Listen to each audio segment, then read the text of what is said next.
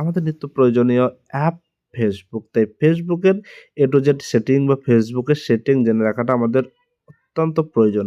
তাই ফেসবুকের আজকে দেখাবো এ টু জেড সেটিংস সম্পর্কে। যে সমস্ত সেটিং নিয়ে আগেও ভিডিও বানিয়েছি আমি এবং ইউটিউবে অনেক ভিডিও রয়েছে। আমি দেখাবো ২০২৫ সালে ফেসবুকে কী, কী নতুন সেটিং দিয়েছে বা কী, কী সেটিং অ্যাড করা হয়েছে, কী, কী আপডেট দিয়েছে সেই সমস্ত সেটিংয়ের ভিতরে। তাহলে চলুন আজকে ভিডিওটি প্রথম থেকে শেষ পর্যন্ত দেখলে বুঝতে পারবেন। আমি দেখাবো ফেসবুকের যে মেন সেটিং আছে সেই মেন সেটিংয়ের ভিতরের যে সেটিংগুলা সেগুলা। মেন সেটিংয়ে যাওয়ার জন্য কী করতে হবে, ওপরের যে লোগোটা আছে আপনার প্রোফাইল পিকচারটি, ওখানে ক্লিক করার পরে চলে আসবেন এরকম একটি মেনুতে আসার পর ওপরে রয়েছে সেটিং বলে একটি অপশন। সেটিং অপশনের ভিতরে যাওয়ার পর এখানে Meta account, centre, tools and resources, preference, তারপরে রয়েছে অডিয়েন্স অ্যান্ড ভিজিবিলিটি, তারপর পেমেন্টস, ইওর অ্যাক্টিভ, তারপর community stand and legal policy. এক কথায় ফেসবুকের যে মেন কারখানা বলা হয় সেগুলো সব এই সেটিংয়ের ভিতরে রয়েছে। এবার প্রথমে আমরা দেখব টুলস অ্যান্ড রিসোর্সের ব্যাপারে।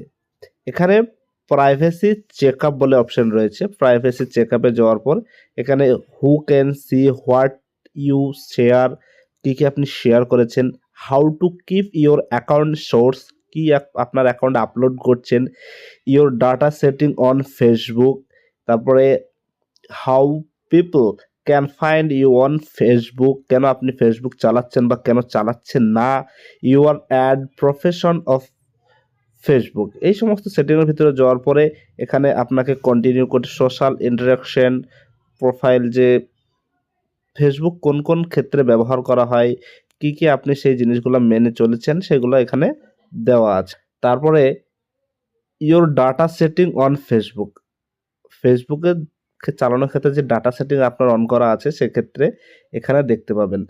আপনি যদি চান এই যে জিনিসগুলোতে আপনার ফেসবুক আইডিটি লগ ইন করেছিলেন সেগুলো যদি এখান থেকে বার হতে চান বা রিমুভ করতে চান এইভাবে করতে পারেন। How people can find your Facebook, আপনি যে মানুষ কেন ব্যবহার করছে ফেসবুক, সেক্ষেত্রে যে এই যে মানুষগুলো আপনাকে সার্চ করেছে বা আপনাকে ফ্রেন্ড রিকোয়েস্ট পাঠিয়েছে সেগুলো এখান থেকেও দেখতে পারেন। পরপর এরকম সেটিং রয়েছে, আমি সব দেখাতে গেলে ভিডিওটি অনেকটা বড় হয়ে যাবে। তারপরে আছে সুপারভিশনের ভেতরে যাওয়ার পরে ফ্যামিলির যে একটা কন্টেন্ট সেখানে দেখতে পাবেন। ডিফল্ট অডিয়েন্স সেটিংটা পাবলিশ করে রাখাটাই ভালো সেটিংসটি, কারণ এখানে কাস্টম বা ফ্রেন্ড রাখার প্রয়োজন নেই। এরপর চলে যাব প্রেফারেন্সের ভিতরে। কন্টেন্ট প্রেফারেন্সের ভিতরে ফেভারিট, আপনাকে কেউ যদি ফেভারিট ভাবে সেক্ষেত্রে তাদের দেখতে পাচ্ছেন যে স্টার দেওয়া আছে, অর্থাৎ আপনিও তাদেরকে ভাবেন বা আপনাকেও তারা ভাবে।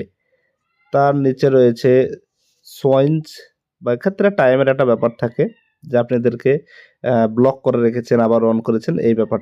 তারপরে আনফলো, আপনি কাদেরকে আনফলো করে রেখেছেন। তারপরে রয়েছে রিকন্টেন্ট, এদেরকে আপনি যদি ফ্রেন্ড রিকোয়েস্ট পাঠাতে চান, আগে পাঠিয়েছিলেন তারা অ্যাকসেপ্ট করে দিয়ে আবার যদি পাঠাতে চান সেক্ষেত্রে এভাবে পাঠাতে পারেন। তারপরে রয়েছে ম্যানেজ ডাইফল্টের ভেতরে যাওয়ার পর লো কোয়ালিটি কন্টেন্ট, তারপরে সেন্সিটিভ কন্টেন্ট, এই যে জিনিসগুলো আপনি এখান থেকে সেটিং করতে পারবেন, যেটি ইনস্টাগ্রামের ভেতরেও রয়েছে।